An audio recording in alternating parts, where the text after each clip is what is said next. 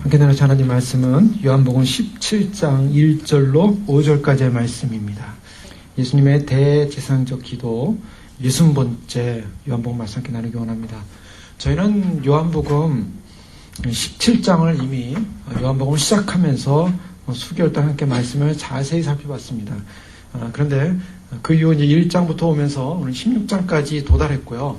다시 17장 말씀을 접하게 되는데 지난번처럼 깊이 오랫동안 살펴보지 못하지만 그러나 다시 한번 우리가 한번 점검해보고 이 요한복음 17장이 주는 의미와 주님께서 17장 통해서 말씀하시고자 하는 것 다시 한번 점검하고 나가기 원합니다.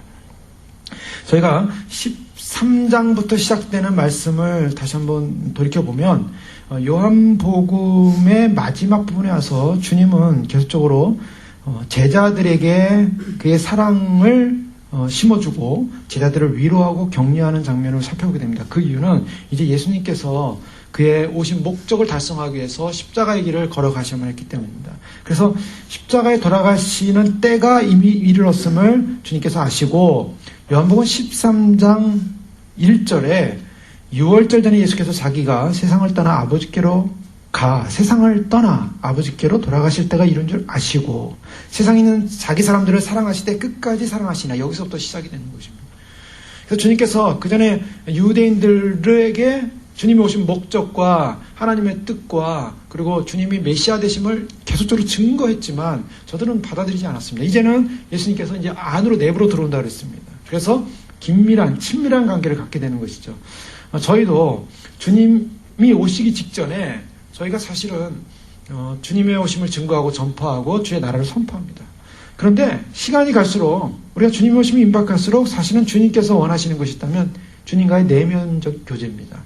주님을 사랑했고 주님을 갈망했고 주님과의 관계성 속에 있었던 그러한 믿음의 제자들, 신부의 영들이 주님이 원하시는 것은 주님과의 깊은 내면적 교제를 원하신다는 것입니다. 그래서 교회가 참으로 주님 오시기 전에 해야 될 일이 있다면 그것은 주님 안에서 주님과의 깊은 주님의 뜻을 이해하고 주님의 마음을 이해하고 주님의 뜻과 함께 걸어갈 수 있는 주님과의 내면적 사랑의 관계. 그래서 요한복음 13장 이후로는 이제 주님의 사랑에 관한 메시지가 담겨져서 그 사랑을 주님께서 보여주십니다. 그 대표적인 사랑의 모습이 자신이 십자가에 못 박혀 돌아가시고 나면 예수님께서는 친구를 위하여 목숨을 버리는 것보다 더 큰 사랑은 없다라고 선포하신 그 사랑을 실현하십니다. 그 사랑을 실현하시는 모델로서 주님은 이제 이 세족식을 하죠. 발을 씻겨줌으로 말미암아 자신이 결국 섬기는 종으로서 오신 것을 드러냅니다. 그 섬기는 종의 결론은 죽음입니다. 자, 근데 이 세상을 떠나 아버지께로 돌아가실 때가 이른 줄 아시고라는 이 때가 요한복음 17장 1절에 오니까 다시 예수님께서 이렇게 말씀하십니다. 예수께서 이 말씀을 하시고 눈을 들어 하늘을 우러러 이르시되 아버지여 때가 이르렀사오니. 자, 이 때라는 말이 요한복음 13장 1절과 17장 1절에 이렇게 나오고 있는데 이것은 무엇을 말하냐면 13장이 시작되면서 때에 맞춰서 예수님께서는 제자들 안으로 들어오면서 사랑의 그러한 섬김을 하시는데 바로 주님께서 이제 떠나시기 바로 직전 이제 요한복음 16장은 제자들에게 다락방 강화라는 말씀을 마치시고 오늘 17장이 시작되면서 기도하시는 것입니다. 그래서 이제 다락방에서 성만찬을 하시고 이제 주님이 떠나시기 전에 다른 공간복음서에서는 이 예수님이 기도한 장면이 나오지 않습니다. 요한복음에는 나오죠. 그러나 요한복음에는 성만찬하는 장면이 나오지는 않습니다. 실제적으로. 그래서 저희가 예수님이 성만찬하지 않으셨지만 그분의 떡과 그분의 피, 살과 피에 관한 그런 상징적 의미들을 살펴보게 되는데요. 오늘 17장 기도를 하십니다. 예수께서 이 말씀을 하시고 그 다락방 강화를 하신 거예요. 그래서 세상을 이겨야 된다. 환난을 당하나 세상을 이겨라. 그 같은 이길 수 있는 힘은 바로 보혜사 성령님께서 오셔서 너희를 하여금 그 나의 말을 기억나게 함으로 말미암아 너희가 능히 세상을 이길 수 있다라는 격려와 위로를 하지 않으셨습니까? 그 다음에 주님께서 기도를 마치신다는 거죠. 이 기도도요. 사실 제자들이 보는 앞에서 지금 기도를 하시는 것입니다. 제자들이 보는 앞에서 기도를 했기 때문에 사실은 요한복음 17장까지도 다락방 강화의 연속이라고 볼 수가 있어요. 그럼 기도도 강화했느냐, 기도도 가르침이었느냐, 일종의 가르치심이었습니다. 기도를 모델적으로 주님이 하심으로 말미암아 기도가 어떤 것인가, 어떤 기도를 해야 되는가를 이제 보여주고 있는 거죠. 저희가 예수님의 이 기도의 내용을 자세히 보면 이 기도가 어떤 기도와 연관이 있냐면 예수님께서 제자들이 우리가 기도를 어떻게 하니 가르쳐 주십시오 라고 하니까 예수님이 가르쳐 준 기도가 주기도문이었습니다. 하늘에 계신 우리 아버지여 이름이 거룩히 여김을 받으시오며. 잘하시는 기도 아닙니까? 우리가 암송하는. 그런데 예수님께서 지금 기도를 하실 때 그 주기도문을 그대로 따라하지는 않으셨지만 주기도문에 나온 내용의 패턴을 따르십니다. 하늘을 우러러. 하늘을 우러러. 아버지여 때가 이르렀사오니 하늘에 계신 아버지여 이름이 거룩히 여김을 받으시오며 아버지여 때가 이르렀사오니 아들을 영화롭게 하사 아들로 아버지를 영화롭게 하옵소서. 아버지를 영화롭게 해주십시오라고 기도하기 시작했다는 거예요.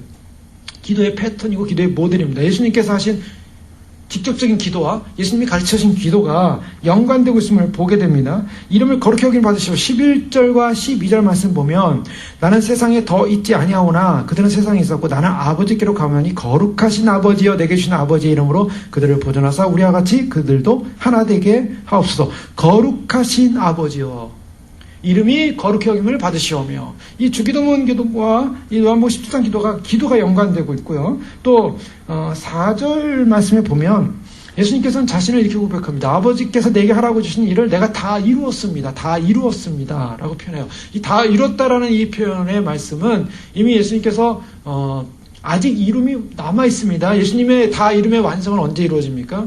조금 지나면 이루어지는 거예요. 십자가상에서 이루어집니다. 예수님이 십자가에 다 돌아가시기 직전에 하신 말씀, 다 이루었다. 이게 지금 조금 지나야 이루어질 완성의 말씀인데 지금 기도하면서 다 이루었습니다. 이것이 바로 요한복음이 갖는 특징이라고 했습니다. 요한복음이 갖는 특징이 뭐라고 했습니까? 미래적 상황이 현재로 들어오는 상황입니다. 그래서 미래적 종말이 현재로 돌아오는 상황. 그래서 미래가 현재로 드는 현재성을 말하고 있는데요. 바로 이와 같은 부분은 11절에도 보십시오. 나는 세상에 더 있지 아니하오나 그들은 세상에 있사옵고. 자, 지금 예수님이 세상에 있습니까? 아니 있습니까? 세상에 있습니다. 근데 세상에 더 있지 아니하오나 그들은 세상에 있사옵고. 이것이 미래적 상황이 아니라 마치 지금 그것을 얘기하고 있는 상황으로 보여주고 있어요. 자, 미래에 안 계실 분이 나는 지금 세상에 없습니다. 그리고 난 다 이루었습니다. 이렇게 기도하고 있습니다. 이것은 바로 예수님의 초월성을 말하고 있는 것이죠. 예수님의 신성을 가지시고 이미 예수님은 사실은 지금 육체의 몸이 여기에 머물러 있지만 예수님은 그분 자신이 신성을 가지신 하나님이시라는 것을 드러내고 있고 예수님이 초월적 시간과 상관없는 자신의 존재성을 지금 드러내고 계신 것입니다. 그런데요, 당신의 뜻이 이루어지게 하옵소서. 하늘에 계신 우리 아버지의 이름이 거룩히 여김을 나라의 없이 뜻이 하늘에 이룬 것 땅에서도 이루어지길 원합니다. 이루어지길 원합니다 라고 했는데 주님은 내가 아버지께서 주신 모든 일을 이루었습니다 라고 기도하고 있습니다. 하나님의 뜻이 이루어지기를 기도하라고 했는데 예수님께서는 그것을 이루셨다라고 선언하고 있고요. 또 요한복음 10장 15절 말씀에 보면 내가 비옵는 것은 그들을 세상에서 데려가기를 위함이 아니요 다만 악에 빠지지 않게 보존하시기를 위함이다. 악에서 구하옵소서. 자, 주기도문에 나오는 내용의 주제들이 함께 등장하고 있는 것을 보게 됩니다.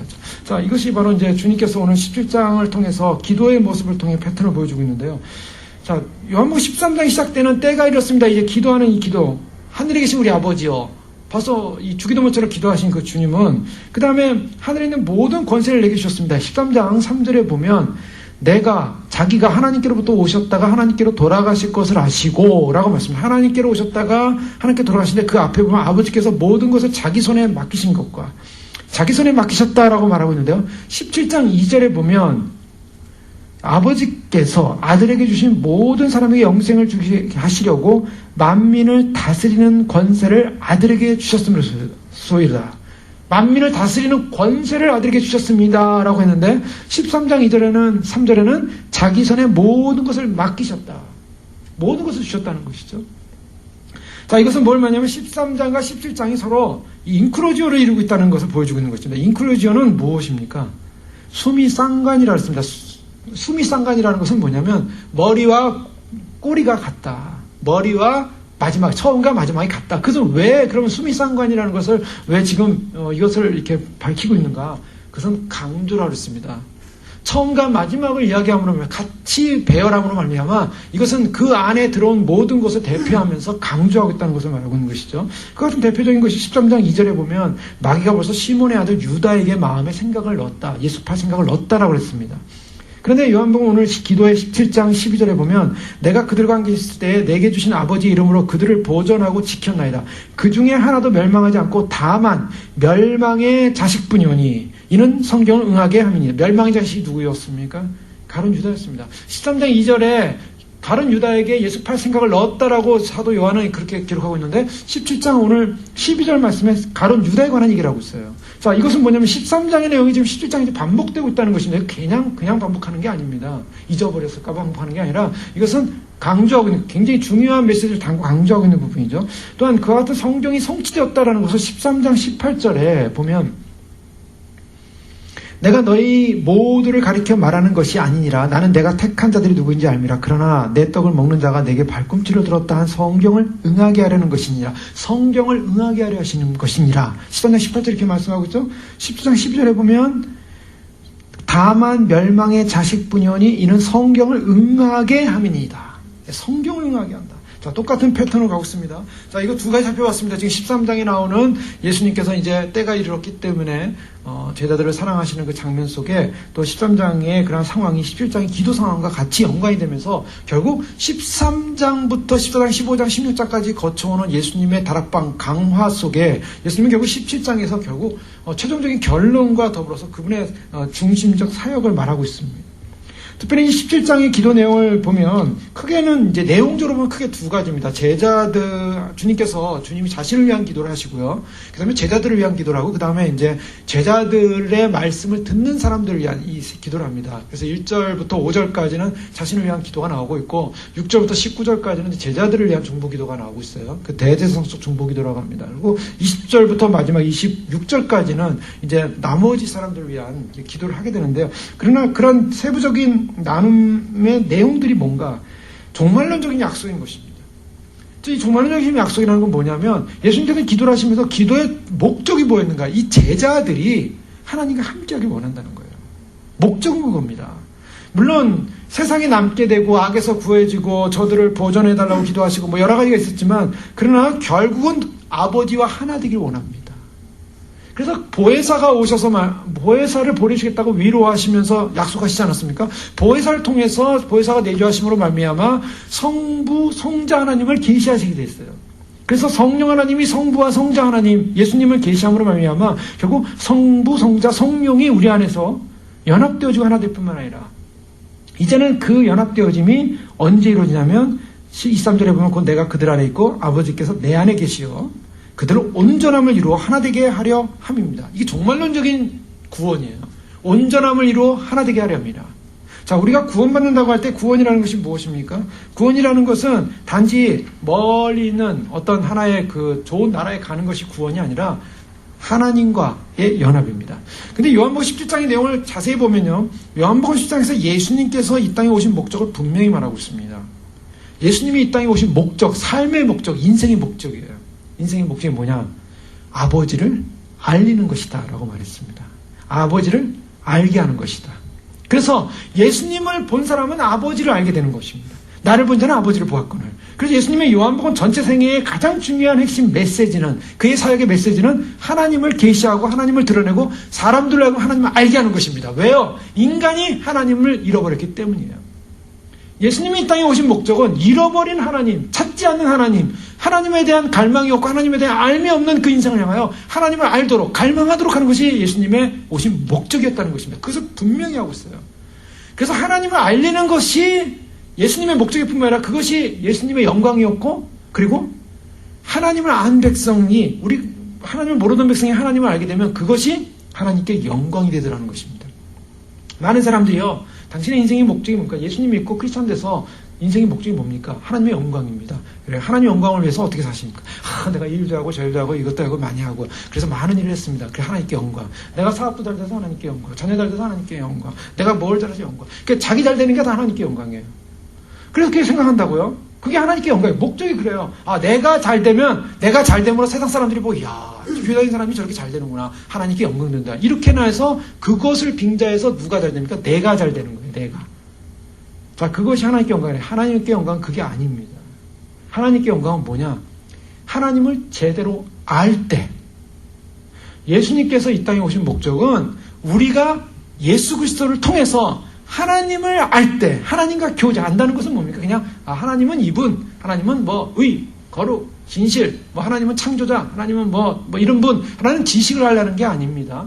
지식적으로 알려는 건 헬라적 사고예요. 그냥 단지 그냥 철학적, 지식적 개념을 말해요. 그래서 지식적으로 하나님을 아는 것을 이신론이라고 합니다. 그러니까 이신론, 그 이치할 때 이자를 써가지고요. 하나님을 이론으로 안다는 거예요. 이론으로 안다. 머리로 안다는 것입니다. 근데 우리는 하나님을 안다고 할 때, 머리로 아는 것이 아니라 체득한다 그런다. 체험한다 그래요. 그래서 하나님을 경험하는 사건. 하나님을 어떻게 경험하는가? 하나님의 사랑을 경험하는 것입니다. 하나님의 은혜를 경험하는 것입니다. 하나님께서 이루신 계획을 경험하시는 것입니다. 자, 이것이 바로 예수님께서 이 땅에 오신 목적이었어요. 목적. 예수님께서 오늘 요한복음 17장을 시작하며 기도하시는데요. 예수님께서 어떤 면에서는 자신의 모든 인생의 사역의 결론을 지금 결론을 내시면서 기도하시는 것입니다. 하나님 아버지, 내가 제자 훈련을 했는데 12명 만들었습니다. 잘했죠. 한 명은 포기했고, 한 명은 참 나를 떠났고, 11명 만들었습니다. 얼마나 훌륭한 사역을 많이 했습니까? 나는 정말 훌륭한 사역으로 하나님께 영광을 돌립니다. 이런 기도하지 않으셨어요? 내가 제자 훈련을 했는데 제자 훈련을 몇 명 만들었다. 내가 병자를 얼마나 많이 고치셨는데 하나님 보십시오. 병자를 막 수없이 고쳤습니다. 귀신 들린 사람 수없이 고쳤습니다. 많은 기적을 일으켰습니다. 많은 표적을 일으켰습니다. 내가 얼마나 사람들을 많이 키워놨는지 주님 보십시오. 아버지 보십시오. 영광을 받으시옵소서. 이런 기도하지 않으셨다는 것입니다. 예수님의 사역의 결론은요. 사람들의 기대와는 다른 결론이었어요. 너무나 소극적이었어요. 소위 사람들로부터 좋은 평판을 얻어내는 인정받음의 방법으로 사역을 하지 않았습니다. 주님이 그의 사역 가운데 가장 목적을 두고 초점을 두는 것은 하나님은 이런 분이시다. 하나님의 존재, 하나님을 드러내는 것, 하나님을 알리는 것, 그의 모든 기적도, 표적도, 그의 모든 말씀도 아버지께서 주신 말씀, 아버지께서 뜻하신 것, 아버지가 어떤 분이신가, 그리고 아버지를 계시하는 나는 누군가, 그분을 알리는 것이에요. 그분을 알리는 것. 여러분, 이것이 굉장히 중요한, 우리의 인생에 굉장히 중요한 초점이고 방향성이 될 줄을 믿습니다. 우리가 이 땅을 살면서 주님 앞에 주님이 가장 기뻐하시는 교회, 주님이 가장 기뻐하시는 성도, 주님이 가장 기뻐하시는 크리스찬, 예수님을 믿는다고 하는 사람한테 무엇을 원하실까요? 예수님을 원하시고 예수님을 믿는다고 하는 사람들이 주님이 기대하시는 게 뭘까요? 내가 네 능력을 가지고 많은 일을 해라, 굉장한 일을 해라, 대단한 일을 해라, 일을 하라가 아닙니다. 나를 알라입니다. 예수님은 그것을 위해서 오셨다는 거예요. 우리에게 그리스도를 알기 위해서, 우리에게 성령님이 이 땅에 오신 것도 예수 그리스도를 증거하고 드러내시고 계시하시는 것입니다. 예수님이 하신 일을 알고 그 예수님이 드러내신 바로 아버지를 알라는 것이죠. 그 교제 안에 들어가라는 것입니다. 그 관계 안에 들어가는 것입니다. 지금 이 요한복음 17장은 너무나 감동스럽고 감격스럽고 장엄한 순간입니다. 왜 그러냐면 지금 제자들이요, 예수님께서 그의 죽음 앞에서 아버지 하나님, 자신의 아버지 하나님께 기도하는 장면을 보고 있는 거예요. 그 기도하는 내용을 보면서 옆에서 보고 있는 거예요. 삼자적 입장에서. 그렇지 않습니까? 제자들이 보고 있어요. 예수님께서 아들이 아버지께 기도하고 있어요. 뭐라고 기도합니까? 아버지께서 내게 하라고 주신 일을 내가 다 이루어 아버지를 이 세상에서 영화롭게 하였사오니 아버지여, 창세전에 내가 아버지와 함께 가졌던 영화로서 지금도 아버지와 함께 나를 영화롭게 하옵소서. 지금 무슨 대화를 듣고 있습니까? 천상에서 일어난 패밀리, 천상의 하나님 아버지와 그 아들 로얄 패밀리의 지금 굉장히 중요한 미션과 그것을 순종함으로 이루는 사건에 대한 보고와 대화를 보고 있는 거예요. 하나님 아버지와 그 아들 예수 그리스도의 대화를 보고 있어요. 제자들이. 얼마나 감격스럽습니까? 세상은 못 본 사건이에요. 세상은 알 수 없는 사건이에요. 그런데 바로 그 하나님 아버지와 그 아들 예수님이 대화를 하고 교제를 하고 기도하는 내용을 보고 있는 거예요. 자, 이것을 보는 제자들은 얼마나 위대한 특권을 가진 존재들인가. 자, 그것은 뭐냐면 그것을 봄으로 말미암아 그 제자들 역시 그 로얄 패밀리의 관계 안으로 참여하고 있다는 것입니다. 이것을 메시지를 주는 거예요. 예수님께서 제자들 앞에서 지금 하나님 아버지의 기도함으로 말미암아 그 제자들도 너희도 소외된 존재가 아니라 바로 이 대화의 안으로 들어올 수 있는, 대화 안으로 참여받고 있는, 초청받고 있는 너희도 그런 존재다. 그런 존재이기 때문에 그들 앞에서 대화를 하신 것이에요. 아니면 제자들 저쪽에다 두고 예수님 혼자 가서 속삭이시면 되잖아요. 하나님 아버지와의 긴밀한 대화인데 제자들을 옆에 놓고 그 지금 하나님과 대화를 하고 있다고요. 지금 엄청난 사건, 자, 주님은 이 대화의 내용 속에 무엇이 담겨져 있냐면, 요한복음의 후반전으로 오면, 이 요한복음의 후반으로 올수록 요한복음이 증거하는 것은 하나님의 영광입니다. 그래서 레이먼드 브라운 같은 신학자는 이 요한복음 후반을 하나님의 영광의 책이라고 그랬어요. 영광의 책. 그 맞는 말씀입니다. 자, 오늘 말씀 1절에도 보십시오. 1절에 이 영광에 관한 얘기가 두 가지 나오고 있습니다.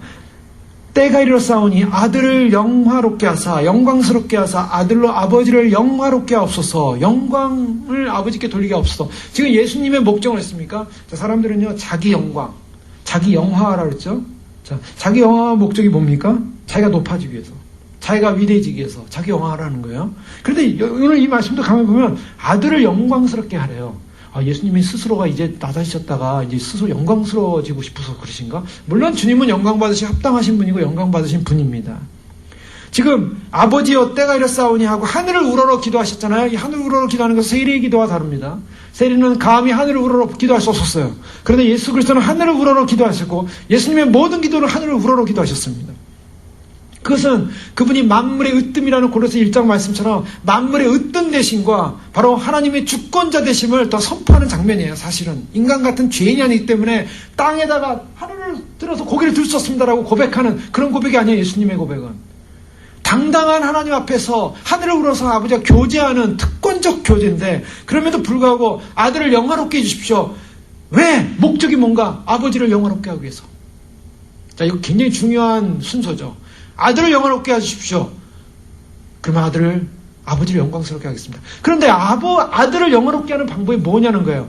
오늘날 교회에서 아까 조금 전에 예를 들었지만 사람들은 내가 잘되고 내가 훌륭하고 내가 인기 없고 사람들로부터 평판받고 사람들로부터 성공했다는 소리 듣고 사람들이 볼 때 참 사람들의 관점이에요. 사람들의 관점. 사람들이 평가할 때, 사람들이 볼 때, 세상이 볼 때, 세상 속에서 전혀 꿀리지 않는 인생을 살고 있다라고 할 때 하나님께 영광이라고 착각한다고요. 그게 영광, 자기가 영광스럽게 됐다라고 생각하는 게, 자기의 영광스러움이 하나님께 영광인데 그 영광스러움의 기준이 뭐냐? 세상적 기준이라는 게 전부. 그러나 오늘 예수님께서 말씀하시는 아들을 영화롭게 해달라는 아들의 영광은 뭐냐? 그것은 십자가입니다. 이것이 숨겨진 비밀이에요. 아버지, 나를 영광스럽게 하십시오. 그 영광이 뭐였냐면요, 나를 십자가 잘 지게 해주십시오. 그것이었어요. 왜 십자가가 영광인가? 우리가 십자가 찬양하지 않습니까? 영광영, 십자가는 영광이라고요. 왜 영광입니까? 바로 그 십자가 안에 하나님의 어마어마한 하나님의 사랑이 쏟아져 부어졌기 때문이에요. 누구를 향한 사랑? 죄인들을 향한 사랑. 죄인들을 향한 사랑이, 반면에 죄인들의 사랑이 큰 만큼 진노가 컸었어요. 그래서 하나님을 영화롭게 한다는 것은 뭐냐면 하나님이 하나님됨을 알리는 것, 하나님의 하나님됨으로 인정받는 것, 하나님이 하나님으로 대우받는 것, 하나님이 하나님이라는 사실을 사람들이 인식하는 것이 하나님께 영광이라는 거예요. 그러니까 하나님이 어떤 분이신가? 하나님은 1차적으로 의로운 분이십니다. 사람들이요, 하나님을 알아갈 때 하나님을 너무 모르는 것은 하나님은 의로운 분이라는 사실을 많이 망각을 합니다. 예수님께서 지금 아버지여 때가 되었사오니 내가 아버지를 영화롭게 하기를 원합니다.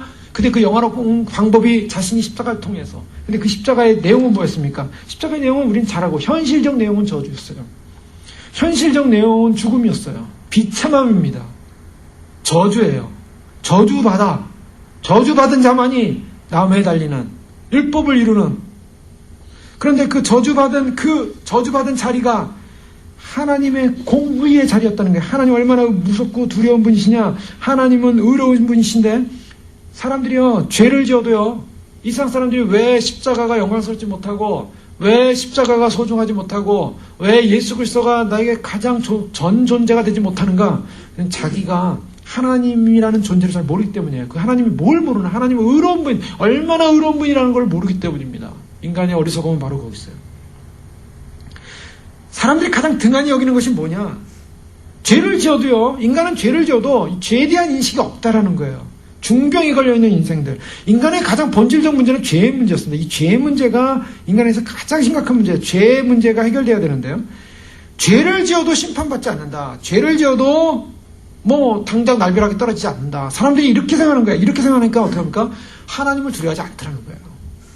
하나님을 두려워하지 않게 된 그 사건 자체가 사실은 정말 하나님을 제대로 모르는 것이죠. 하나님을 정말 안다면, 하나님의 의로움을 안다면, 하나님의 심판을 안다면 하나님을 경외하게 돼 있는데, 사람들이 하나님을 모르기 때문에 전혀 모르겠다. 하나님은 어떤 분이신지, 의로운 분인데 그 의가 뭔지 잘 모르는 거예요. 하나님 얼마나 인내하시고 오래 참으시고 죄에 대해서 참으시고, 예? 하나님은 바로 안다면. 그래서 예수님께서 십자가 못 박혀 돌아가신 것이 왜 영광인가? 그것이 바로 하나님을 드러내는 거예요. 하나님의 드러냄을 뭐냐? 하나님은 죄에 대해서 자기 아들을 죽여서라도 죄 문제 해결해야만 하는 하나님의 의를 드러내신 것입니다. 하나님의 의가 드러나는 것이 바로 십자가라는 거예요. 또한 하나님의 사랑이 드러나는 것이 바로 십자가라는 것입니다. 하나님의 의와 사랑. 하나님의 인간을 대할 때 노아의 홍수 때처럼요, 그보다 더한 진노를 쏟아 부어가지고 이 진노를 가지고 세상을 다 멸하셔야 되는데 세상을 멸하시기로 결정하지 않으시고 아들을 주기로 결정하신 거예요. 하나님은 죄에 대해서 오래 참으셔서 결국 하나님의 때가 돼서 그 아들을 통하여 구속의 때를 이루셨다는 것입니다. 이것이 얼마나 위대한 축복인가. 하나님은 바로 예수 그리스도 통해서 바로 그것을 이루기 원하셨어요. 요한복음 13장에서는 예수님께서 자신이 바로 그때에 앞서 이제 돌아가셔야 되는 그 때를 위해서 증거하기를 세족식을 하지 않습니까? 세족식을 할 때 무릎을 꿇었습니다. 그리고 허리에 수건을 두르고 그리고 제자들의 더러운 발을 닦습니다. 더러운 발을 닦는데요, 그 더러운 발을 닦는 그 예수님은 이제 요한복음 17장에서는 눈을 들어서 하늘의 영광의 보좌를 바라봅니다. 영광의 보좌를 바라보시고 더러운 발, 한 손으로는 영광의 보좌를 향하여 손을 뻗으시고 한 손으로는 그의 제자들의 더러운 발, 죄악된 발, 죄로 말미암아 참으로 오염되어서 구원받지 못할 인생의 발을 씻으시는 주님, 중보자로서 주님은 인간과 하나님 사이의 모든 거리감을 제거하시고 모든 인간이 함께 나갈 수 있는 모든 고리를 제거하시고 그래서 자기가 신이 십자가에 못 박혀 돌아가실 그런 결정적 상황, 결정적 때에 와 있음을 알고 아버지여 나를 영원롭게 하옵소서. 예수님의 돌아가심은 처절한 죽음이었지만 그러나 영광스러운 죽음이셨어요. 그래서 그 영광스러운 십자가, 그 십자가를 그래서 자랑하는 것입니다. 십자가가 영광인 것입니다. 십자가가 축복인 것입니다.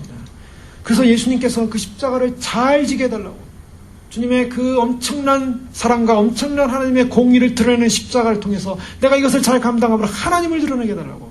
그래서 그 십자가 안에서 내가 정말 당당하게 하나님의 아들이고 죄 없는 자였지만 이 모든 저주를, 인간의 저주를, 나의 저주를, 나의 죄를 다 뒤집어 쓰고 내가 죽어야 되는, 바로 예수님께서 돌아가셔야 되는 바로 그 나의 죄 때문에 돌아가신 바로 예수님의 영광스러운 그 죽음을 드러내심으로 말미암아 아버지께 영광을 돌리는, 아버지를 나타내는, 바로 그렇게 되길 원합니다.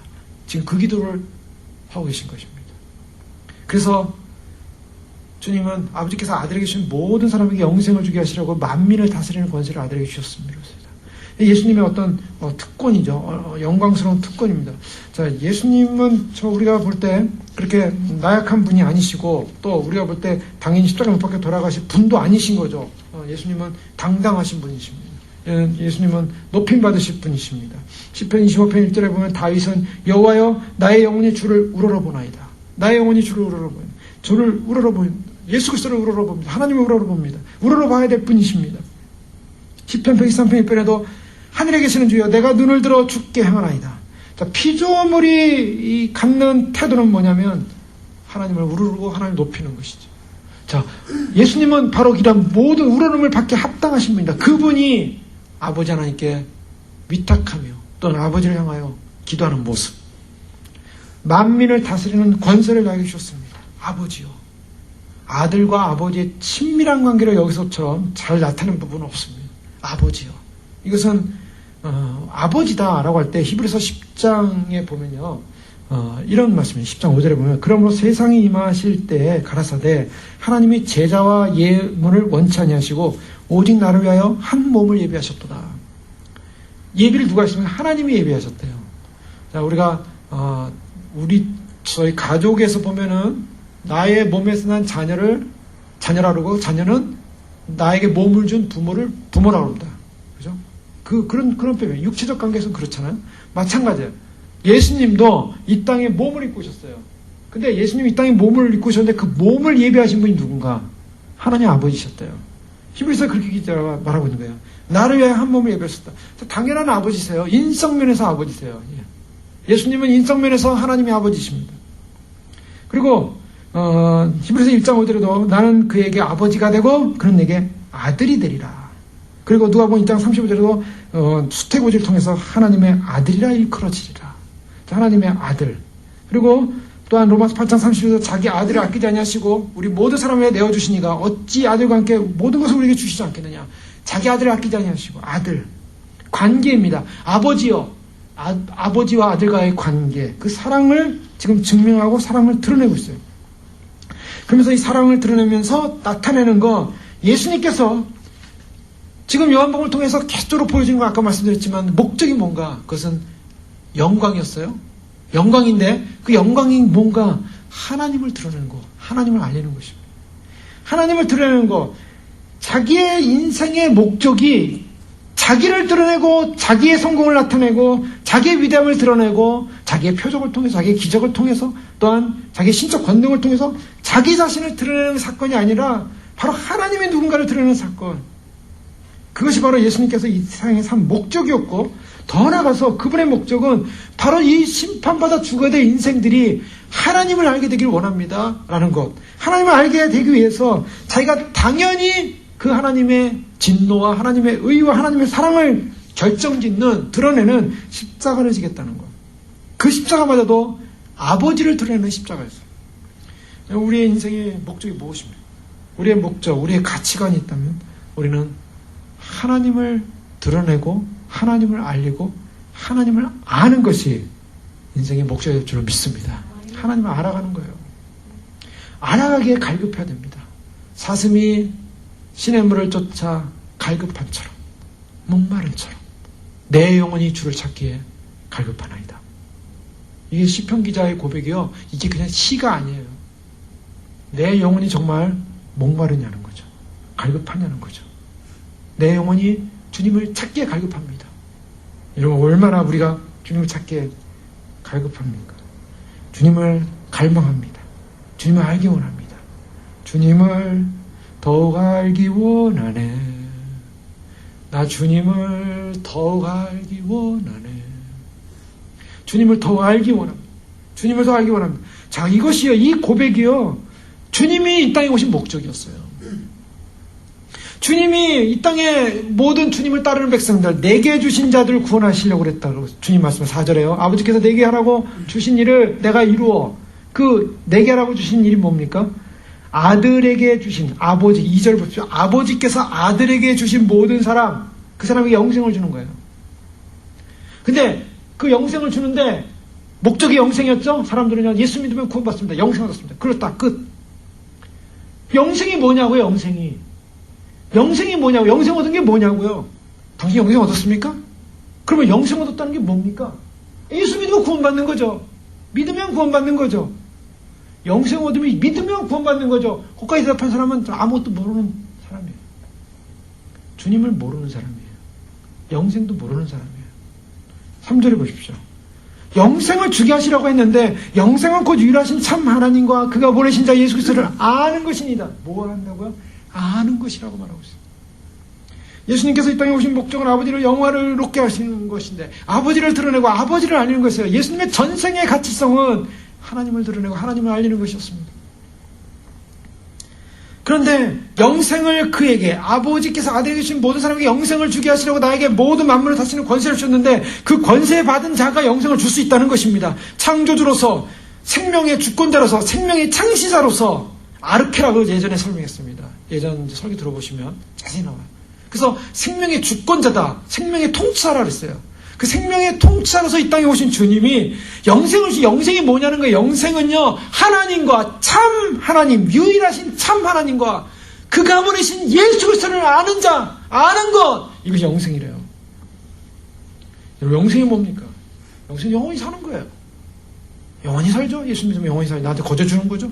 거저 주어진 것, 자기가 거저 주어서 사는 삶만이 관심이 있어요. 영생은 내가 거저줘 사는 삶이 아니라 하나님을 아는 것입니다. 하나님을 알지 못한다면 그 사람은 영생을 받은 사람이 아니에요. 예수님께서 추구하신 것은요, 사람들에 의해서 부유하게 되거나 세상으로부터 영예롭게 되는 것이 아니었습니다. 아버지가 영화롭게 되는 것이었어요. 우리가 그것을 열망해야 됩니다. 그래서 사람 영광을 구하는 인생들 있죠. 사람 영광을 구하는 인생을 예수님은 요한복음에서 여러 가지로 말씀하셨어요. 요한복음 5장 44절에 보면요. 너희가 서로 영광을 취하고 유일하신 하나님께로부터 오는 영광은 구하지 아니하니 어찌 나를 믿을 수 있느냐. 서로 영광. 너희가 서로 영광을 취한대요. 사람들이 하는 일은요. 서로 영광. 서로 높여주고 서로 굉장히 서로 대단해주고. 하나님께로 오는 영광이 없어요. 하나님께로 오는 영광이 뭡니까? 예수님은 하나님께 오는 영광을 구했어요. 하나님께로 오는 영광이 뭐예요? 하나님께로 오는 영광. 그것은 하나님을 아는 것입니다. 지금 예수님께서 십자가에 자신에게 주신 자들을 위하여 돌아가십니다. 그리고 그들에게 영생을 주십니다. 영생을 받은 사람은 하나님을 아는 것이라 했어요. 그러면 하나님께 영광 돌리는 게 뭐냐? 우리가 구원받았습니다. 영생 얻었습니다 하는 그런 영생 얻은 백성들, 정말 크리스찬이라고 하는 백성들, 나 구원받았다고 스스로 정말 믿는 백성들이 해야 될 일 있다면 하나님을 알아야 된다는 거예요. 그게 예수님의 목적이었기 때문에. 그런데 구원을 시켜놨는데, 예수님 믿고 구원받는다는 걸 알려줘서 구원을 시켜줬는데 그 사람이 하나님을 알고자 안 해요. 하나님을 뵙기를 원치 않아요. 하나님 안에 갈망이 없어요. 하나님을 추구하지 않아요. 하나님을 소망하지 않아요. 하나님을 기대하지 않아요. 하나님의 나라에 대해서 관심도 없어요. 그 나라가 오면은 그냥 나는 들어가겠지, 자동으로. 그 나라가 오면은 나는 어떻게 되겠지, 구원 받겠지. 그것이 하나님 주신 약속이니까. 그럼 나는 뭐냐, 이 땅에 잘 먹고 잘 살고 하는 게 영광. 그게 무슨 크리스찬이에요? 그게 무슨 구원받은 사람이에요? 그리고 구원받겠다는 확신과 자신감은 막 넘쳐나요. 내가 믿는 게 확실하다. 자기가 믿고 있죠. 주님을 알기를 원치 않아요. 주님 알기 원합니다. 주님에 대해서 더 알기 원합니다. 주님이 무엇을 말씀하시는지, 성경에 뭘 말하고 있는지. 여기서 영생이라고 하는 것은요, 아는 것과 영생인데, 이 암과 영생은 사실은 굉장히 종말론적입니다. 암과 영생이라는 것은. 왜냐하면 우리가 영생이라고 할 때, 영생이라는 개념이 뭐냐면, 영생이라는 것은 이렇게 오는 세대. 지금 현재 우리가 사는 세대를 지금 세대라고 그래요. 이 세대라고 그래요. 성경에서는 이 세대가. 그런데 이제 영생이라는 것은 오는 세대예요. 그래서 제가 하나님 나라를 설명하면서 DAG to come이라는 표현을 했는데, 오는 세대, 즉 예수님이 가져오는 세대입니다. 근데 그 예수님이 가져오는 세대 안에 들어가는 것이 영생인데요. 요한계시록 22장 3절 4절에 보면 그 미래가 보여요. 미래를 사도 요한이 보고 기록해 놓지 않았습니까? 미래적 예언이죠. 근데 오는 세대, 앞으로 올 세대, 지금 아직 안 왔어요. 근데 올 세대가 뭔가, 올 세대 영생이 뭔가. 영생은 주님과 함께 사는 거 아니겠습니까? 사는 거예요. 영원히 사는 거. 근데 뭘 사는 내용이 뭐냐는 거죠. 뭘 사는 거예요? 호흡하고 먹고 그냥 죽지 않고 그냥 너무 좋은 거. 그냥 그 사는 것이 영생이에요. 영생의 내용을 보자고. 영생의 내용은 요한계시록 22장 4절 5절에 보면 3절 4절 이렇게 보면요. 다시 저주가 없으며 하나님과 그 어린 양의 보호자가 그 가운데 있으리니 그의 종들이 그를 섬기며. 자, 지금 어린 양의 보호자가 그 가운데 있고 그의 종들이 그를 섬깁니다요. 하나님과 그 어린 양의 보호자. 즉 거기는 영생하는 곳이에요. 거기 보면 이제 22장에 보면 수상 같은 생명수의 강이 흐르고 하나님과 어린 양의 보호자로부터 생명수의 강이 흘러내려고 12가실이 있고 막 이 새하늘과 새 땅 상황 아니겠습니까? 근데 거기서 4절에 보면 그의 얼굴을 볼 터요. 이게 중요한 메시지예요. 주의 얼굴을 볼 터요. 그의 이름도 그들의 이마에 있으리라. 자, 여기서 얼굴을 본다라는 이 표현, 이 얼굴을 본다. 무슨 표현입니까? 이게 앞으로 올 세대에 일어날 사건이에요. 지금 얼굴을 본대요. 무슨 얼굴 봅니까? 누구 얼굴 봅니까? 하나님의 얼굴과 예수 그리스도의 얼굴을 본대요. 그게 영생의 삶의 내용이에요. 그러면 이것이 과연 어떤 기반, 성경에서 어떻게 기반하고, 예레미야 31장 31절 이하의 말씀에 보면요, 새 언약에 관한 말씀이 나오고 있어요. 종말에 이를 새 언약, 오는 세대에 일어날 새 언약이에요. 나 여호와가 말하노라, 보라 날이 이르니 내가 이스라엘 집과 유다 집에 새 언약을 세우리라. 나 여호와가 말하노라, 이 언약은 내가 그들의 열조의 손을 잡고 애굽 땅에서 인도하여 내던 날에 세운 것과 같지 아니할 것은 내가 그들의 남편이 되어서도 그들이 내 언약을 파했음이니라. 나 여호와가 말하노라. 그러나 그날 위에 내가 이스라엘 집에 세울 언약은 이러하니 곧 내가 나의 법을 그들의 속에 두며 그 마음에 기록하여 나는 그들의 하나님 되고 그들은 내 백성이 될 것이라. 여기까지가 우리가 잘 알고 있는 예레미야 31장 32절 33절에 나오는 새 언약의 내용. 그들의 마음에 나의 법을 두고 그리고 나의 마음에 그 마음에 기록하여 그들의 하나님이 되고 그들은 내 백성이 될 거예요. 이게 새 언약 백성이거든요. 이것이 바로 새 언약 백성으로 오는 세대에 일어날 사건이에요. 그래서 에베소서에도 이와 같은 또한 증거들을 하고 있습니다. 우리가 어떤 백성인가. 그런데요, 34절에 보면 31장 34절에 계속적으로 이렇게 말씀합니다. 그들이 다시는 각기 이웃과 형제를 가리켜 이르기를 너는 여호와를 알라 하지 아니하리니 이는 작은 자부터 큰 자까지 다 나를 알미니라. 내가 그들의 죄악을 사하고 다시는 그 죄를 기억지 아니하리라. 자, 오늘 여기서 표현하고 있는 말씀은 우리가 어떻게 한다고요? 여호와를 안대요. 여호와를 알라 하지 않는데요. 서로 여호와를 알자 하지 않는데요. 이 종말적 영생이라는 것은 하나님을 안다는 것입니다. 그 영생의 내용은 하나님을 아는 데 있어요. 하나님을 알지 않는 곳은 영생이 없어요. 그 영생은 유일하신 참 하나님과 그를 보내신 자 예수 그리스도, 그를 보내신 하나님과 또한 보냄 받은 자 예수 그리스도를 아는 것이 영생이라 그랬는데, 결국 영생이 뭐냐? 오는 세대에 사는 삶이거든요. 영생은 영원히 사는 삶인데, 오는 세대에 사는 삶의 내용을 들어가 보니까 하나님을 보더라는 거예요. 하나님을 알자가 아니라 눈으로 보고. 그럼 눈을 본다는 게 무슨 개념을 갖고 있어요? 고린도전서 13장 10절에서 12절에 보면 사도 바울은 이 눈으로 본다는 개념을 이렇게 말하고 있습니다. 온전한 것이 올 때는 부분적으로 하던 것이 폐하리라. 내가 어렸을 때에는 말하는 것이 어린아이 같고 깨닫는 것이 어린아이 같고 생각하는 것이 어린아이 같다가 장성한 사람이 되어서는 어린아이의 일을 버렸노라. 우리가 이제는 거울로 보는 것 같이 희미하나 그때에는 얼굴과 얼굴을 대하여 볼 것이요. 이제는 내가 부분적으로 아나 그때는 주께서 나를 아신 것 같이 내가 온전히 알리라. 아멘. 영생이라는 것은 본다라는 개념 속에 뭐가 들어갔냐면 안다라는 거예요. 이게 어마어마한 축복입니다. 신지식. 인간이 하나님을 인식할 수 있다는 사실. 지금은 하나님께서 우리를 인식하십니다. 하나님은 우리를 다 아세요. 우리의 전존재, 우리의 마음 폐부 속까지, 우리의 뱃속부터, 태초부터 우리가 어떤 존재였는가를 아셨어요, 주님은. 지금도 아세요. 주님 우리를 온전히 아세요. 주님 앞에 가면 우리는 다 드러납니다. 그냥 엑스레이 찍듯이 막 CT 찍듯이 막 다 투여돼서 우리의 생각, 마음, 우리의 뜻, 우리의 모든 더러움, 우리가 주님 앞에서의 모든 거 다 드러나지 않겠습니까? 그런데 우리는 우리 자신을 잘 몰라요. 우리 하나님도 잘 몰라요.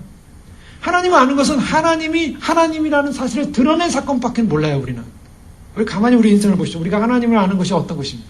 내가 인생을 통해서 하나님을 만난 사건 외에는 하나님을 사실 잘 몰라요. 하나님은 그런 분이다. 내가 그때 그랬다, 이랬다 할 때 그때 만났던 나의 경험 속에서 하나님을 알아요. 그러나 하나님은 거기서 제한되는 하나님이 아닙니다. 하나님은 그 이상이에요. 그래서 나는 인간이 아니. 하나님이 뭐냐면 하나님은 사람이 아니시니 시건치 아니하시며 이 사람과 하나님을 구별하고 있어요. 성경은요. 분명히 우리가 생각하는 느낌, 감정 물론 하나님도 가지고 계세요. 그러나 우리가 인간이 생각하는 느낌, 감정 이상이에요. 그래서 그 하나님을 안다는 것은 우리가 사실 하나님을 안다는 것은 굉장히 어려운 문제입니다. 하나님을 알수록 어디 가까워집니까? 하나님에게 가까워지는 거예요. 그래서 안다는 것은 그 사람의 신분, 그 사람의 지위, 그 사람의 상태가 나타나요. 그래서 신의 성품에 참여한다는 것은 뭐냐면 하나님을 알아갈수록 신의 성품에 참여하는 것입니다. 하나님을 알지 못하는 이상 신의 성품에 참여할 수가 없는 거예요. 그분의 거룩하심, 그분의 공의로우심, 그분의 그러한 진실되심, 그것을 우리가 신의 성품에 참여한다고 할 때 그 신의 성품에 참여하는, 그래서 우리가 주님의 말씀을 배우고 주님의 말씀을 묵상하고 주님과 교제하고 성령 안에서 우리가 충만하고 어린아이 때는 잘 몰랐지만 바울이 그러잖아요. 어린아이 때는 잘 모르고 부분적으로 할 때요. 부분적으로. 우리는 지금 어린아이 같은 상황이에요. 어떤 면에서는 부분적으로 아는데 그 어린아이 부분적으로 아는 조각들이 하나씩 알려져가고 하나씩 알아져가고 깨달아가고 이해되어져가고 그래서 조각들이 점점 많쳐져가면서 어떻게 됩니까? 조금씩 장성해 가는 거예요. 장성해 가는데 그 어린아이, 장성하면 어린아이를 버리는 거예요. 아, 어린아이 때 내가 왜 그랬을까? 아, 내가 그런 게 있을까? 아, 왜 이렇게 부족했을까? 아, 이게 창피하잖아요? 조금씩 바뀐다고요. 그래서 어린아이를 버리고요. 지금은 거울로 보는 것이 힘이 하나 그때는 얼굴과 얼굴을 대하여 볼 것이고 그때는 주님이 나를 아시는 것처럼 나도 주님을 온전히 하리라. 이것이 영생입니다. 영생은요, 우리가 알고 있는 신지식에 대한 이해만이 아니라 그것을 체험하는 것이고 그것을 아는 것이고 관계 맺는 거예요. 천국에 가면요, 천국 갔던 사람들이 다 말하는 게 뭡니까? 그냥 내가 생각하는 것이 딱 현실로 나타나고요. 그리고 내가 가고 싶다는 건 가 있고요. 이게 지금 우리의 지식, 우리의 생각이요, 현실화되는 사건이 벌어져요. 우리의 지식이 현실화되는 사건, 그것이 천국이에요. 하나님 나라예요. 그래서 주님께서는 우리에게 그와 같이 하나님을 알리기를 원하셨어요. 그 주님이 어떤 분인가를 알리기를 원하셨어요. 그 주님을 알리는 거, 아버지여, 내가 나를 영화롭게 하옵소서, 내가 아버지를 영화롭게 하기를 원하나이다. 바로 주님의 내용은요, 주님의 전생의 내용은 하나님 그분을 알리는 것이에요. 왜요? 그분을 아는 것이 영생이기 때문에. 그분을 아는 것이 영생이기 때문에 그분을 알리기 원했고 그분을 드러내기 원했고, 그래서 이레니우스, 2세기 말에 이레니우스 같은 교부는요 이렇게 고백했어요.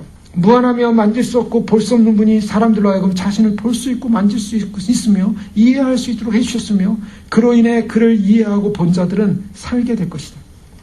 유일한 생명은 하나님 안에 있으며 우리는 하나님을 알고 그의 선하심을 맛봄으로 그것을 얻을 수 있다. 무한하고 만질 수 없고 볼 수 없는 그분을 볼 수 있게 하셨고 만질 수 있게 하고 이해할 수 있게 하셨어요. 그분이 예수 그리스도였어요.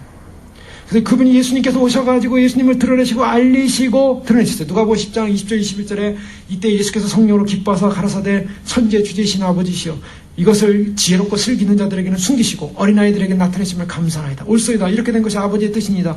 내가 아버지께서 모든 것을 내게 주셨으니 아버지 외에는 아들이 누군지 아는 자가 없고 아버지 외에는 아들이 누군지 아는 자가 없고 아들과 또 아들의 소원대로 계시를 받는 자 외에는 아버지가 누군지 아는 자가 없나이다.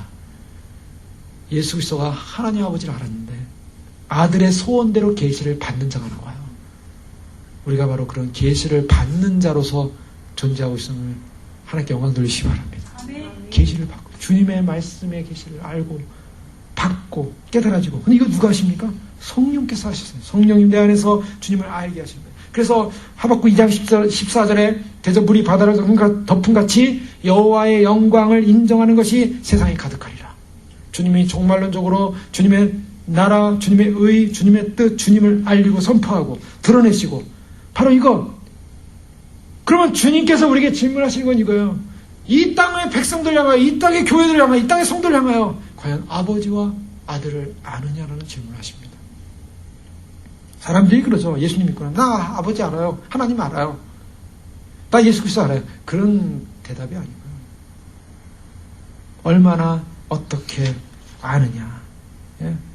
참 예수님께서 바로 이 우리로 하여금 하나님 아버지를 계시하시고 알리시고 드러내시고 그래서 그 하나님의 하나님 되심의 사랑과 의와 바로 오늘 말씀 속에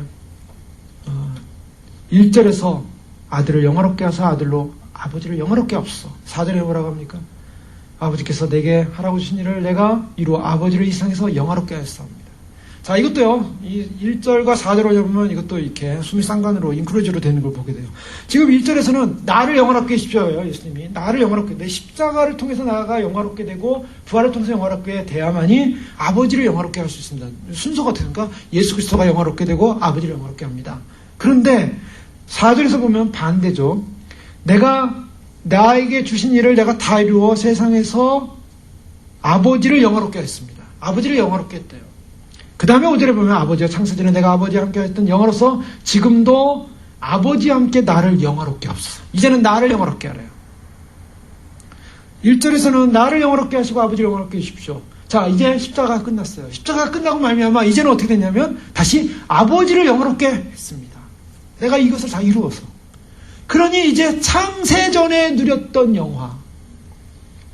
자, 예수님께서 지금 누리는 영화는요, 어떤 영화냐면 이 세상에서 누린 영화가 아니에요.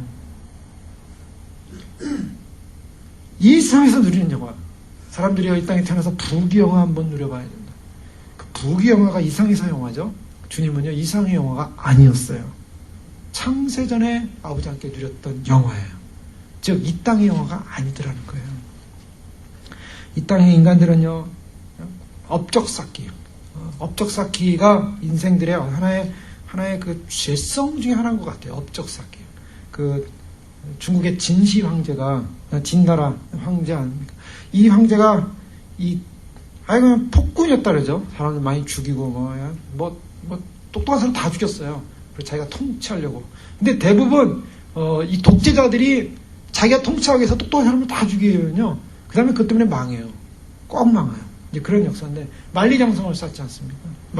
이 만리장성이, 만리가 5,000km. 근데 길이가 정확하지 않아요. 6,350km라고 얘기하기도 하고요. 이게 BC 221년부터 시작해서, 16세기경, 1500년대까지 이걸 쌓은 거예요. 인간들이. 근데 그게 무슨 소용이냐? 별 소용이 없었대요.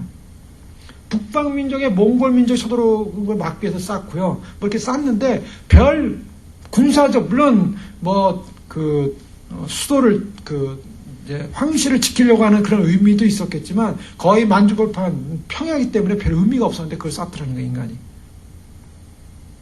그래서 그것에 투여된 사람들, 그 시간들, 인간들은요, 그런 돌을 쌓아가지고 자기의 안정을 구해보지만, 바닷가에 모래 쌓기죠. 아무 의미가 없죠. 지금 현대가 무슨 의미가 있습니까, 그게? 인간들에게서 진짜 본질적인 문제는요, 담을 쌓아가지고 자기를 보호하는 문제가 중요한 게 아니라, 죄 문제가 해결되는 게 중요하고, 인간의 본성적 죄 문제, 인간들이 하나님으로부터 단절되어진 그 문제, 주님이 기도하시는 것은요, 내게 하라고 주신 일을 내가 다 이뤘습니다. 무슨 일 했습니까? 주님이 담 쌓겠습니까? 자기를 위한 성을 쌓습니까? 자기를 위한 이 땅에 보호처를 만들어놨습니까? 주님은 아무것도 없었어요. 그런데 주님이 하신 일은 뭐냐면, 인간과 하나님과의 깨어진 관계 회복을 위한 유일한 그 길, 내가 곧 그 길이요, 나로 말미암아 사건은 아버지께로 올 자가 없느니라. 예수님의 목적은 하나님과 인간, 그 깨어진 관계를 회복하는 것, 그것밖에 없었어요. 그것이 목적이고 그것이 모든 것이에요.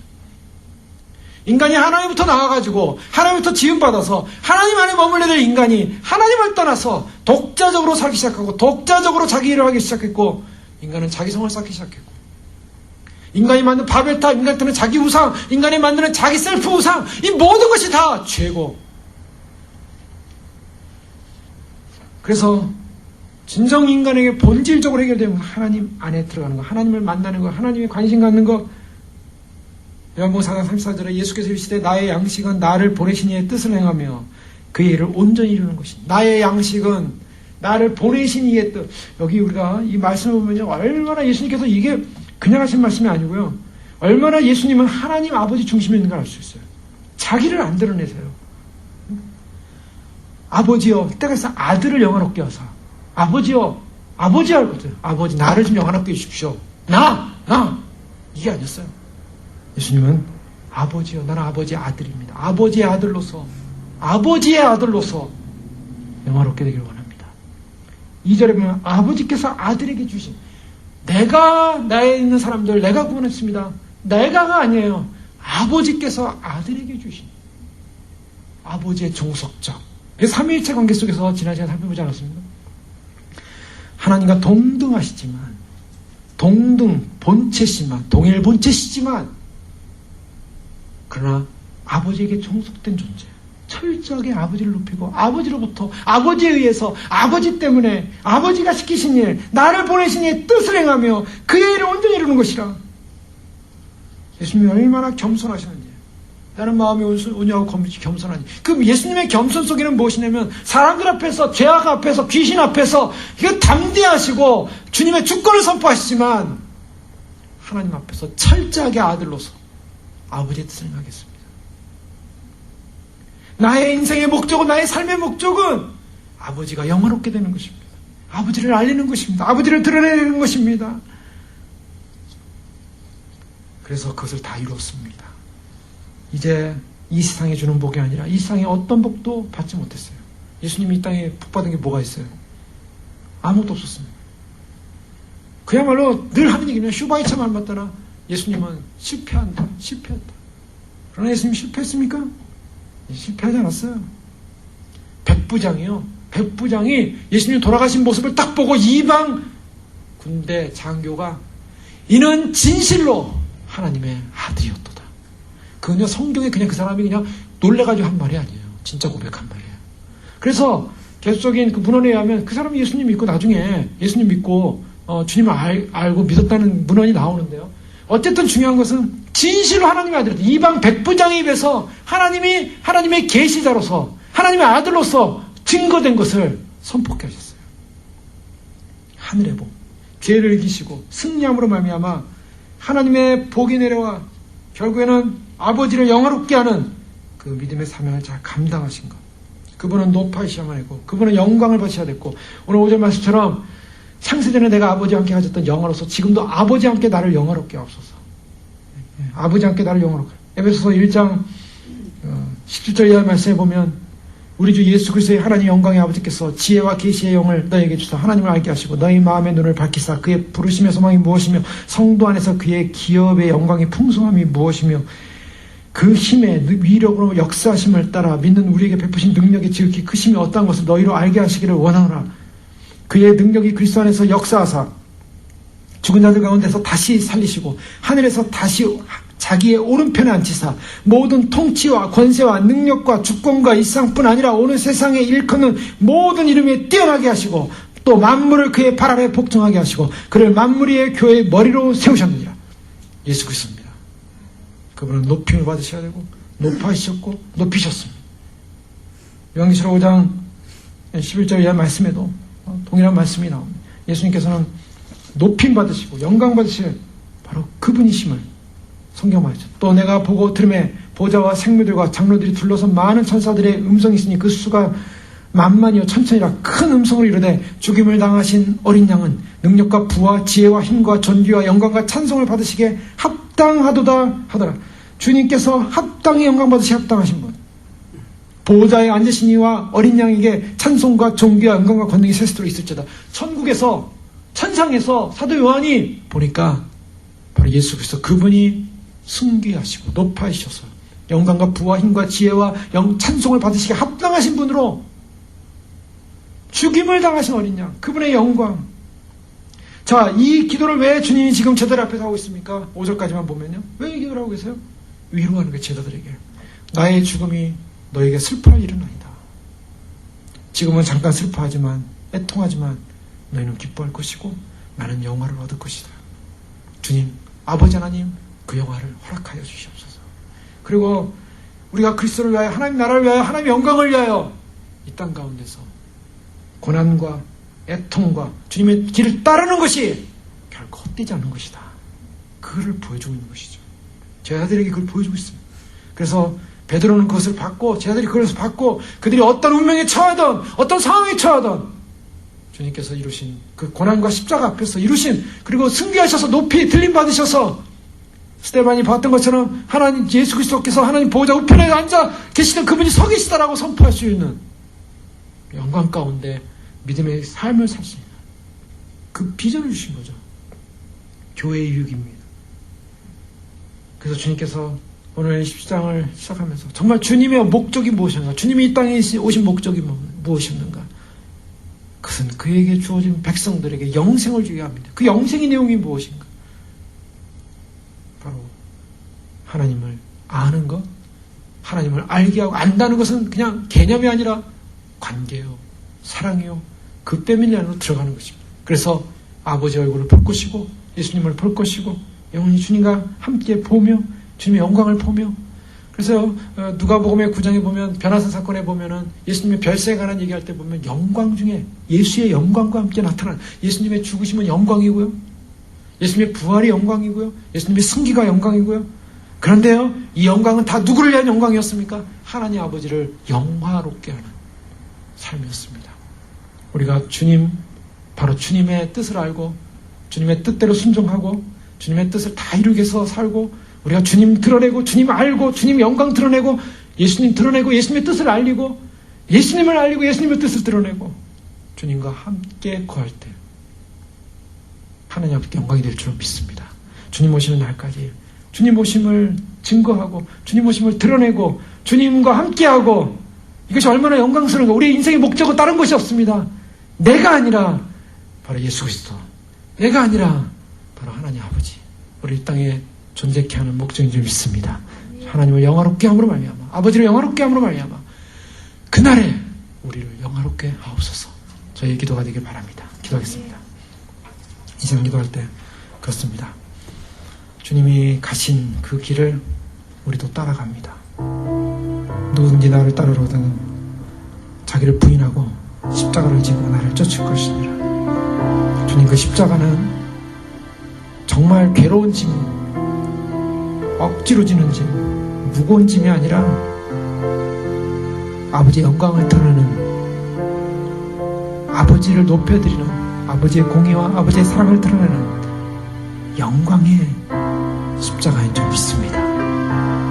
그렇게 그것이 힘든 과정이고 인내의 과정이고 자기를 죽여야 되는 과정이지만, 그러나 소망이요 기쁨이요 주님 오시는 영광의 날 십자가를 진 그 제자들이, 그 신부들이 주님과 함께 앉을 것입니다. 주님, 우리에게 그런 십자가를 주셔서 감사합니다. 그 십자가를 기뻐하고 이 세상이 주님이 관심 없고 주님의 오심에 관심이 없고 주님이 홀대당하고 있고 주님의 나라가 기대되지 않는 이 세상의 현실 속에 아버지여, 저들에게 아버지의 영광을 드러내 주시옵소서. 아버지의 뜻을 드러내 주시옵소서.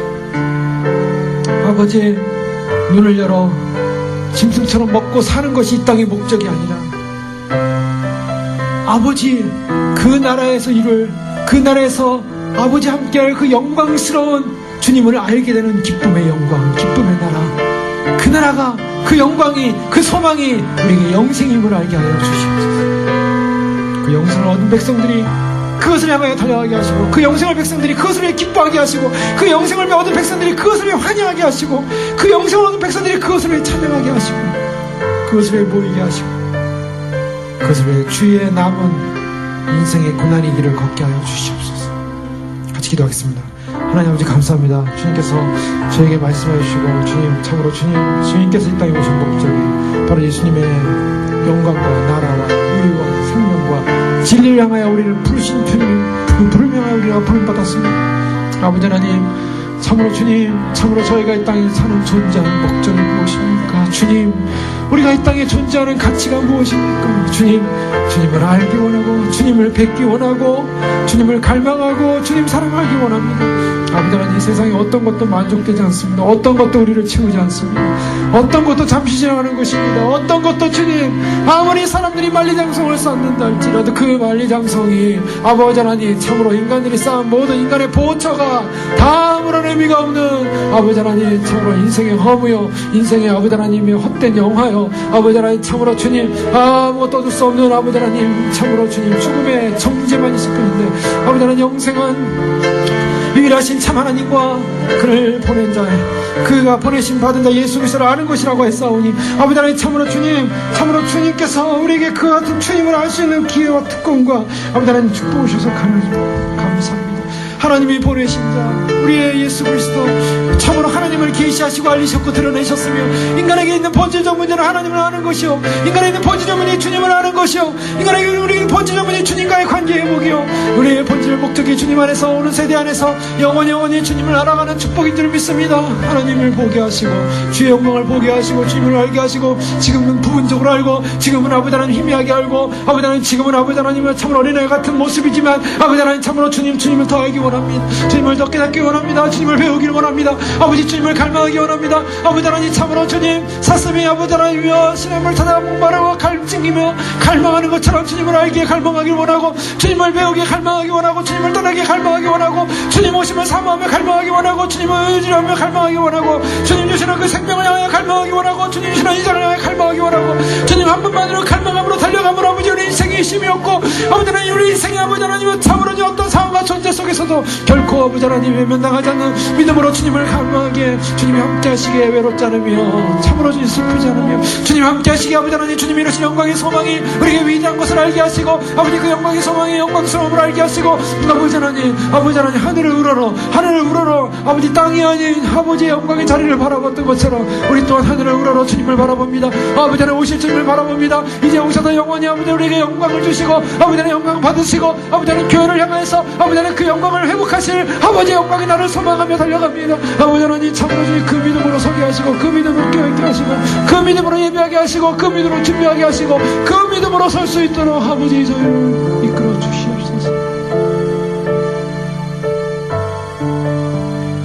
오직 이 땅에 오신 목적은 아버지의 뜻을 알리고 아버지의 말씀을 전하고 아버지를 드러내고 아버지를 알리고자 하는 목적 하나였음을 보게 하시니 감사합니다.